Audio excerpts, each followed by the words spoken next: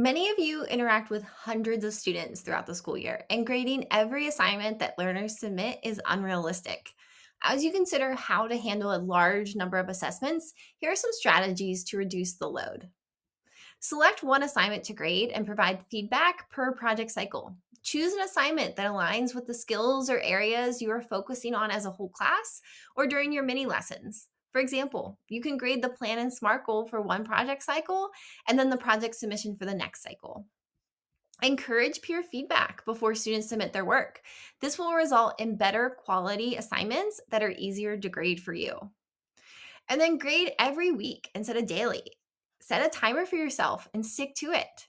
When you set your grading schedule, be intentional about the type of assignments that need the most timely feedback. Research indicates that formative assessments require quicker feedback. This allows students to quickly right the ship, if you will, without making the same mistake throughout their entire project. Larger summative assessments, it's actually better to provide a gap between the summative assessment submission and receiving feedback from the instructor. As educators, we immediately think of student feedback in the written sense, but having conversations with students is feedback. A part of your grading schedule, you could think about checking in with each group during the class on their most recent formative assignment.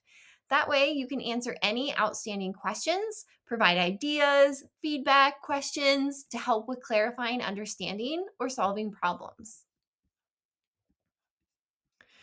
When giving feedback, consider the following. First, consider whether the assignment has formative or summative assessment value. How can you use information gathered to support your learners? Identify the purpose of the assignment. Is it meant to demonstrate knowledge and understanding or prompt student reflection? For instance, an explore assignment allows learners to connect prior knowledge and document their discoveries through exploration. You might leave explore assignments ungraded and prioritize other assignments like the daily project journal or project submission, which give insight to students' understandings and misconceptions. Evaluate the urgency for immediate feedback. Is it critical for certain assignments? For example, providing immediate feedback on the Plan and SMART goal assignment might be really important, possibly even during class. On the other hand, immediate feedback may not be as urgent for an Explore assignment. Define what you're looking for when assessing assignments. Consider what you hope learners will demonstrate in their work. When providing feedback, focus on the most impactful aspects, such as content, rather than perfect grammar or punctuation. Make sure learners are aware of your expectations as well. And then establish consistency and structure in your feedback.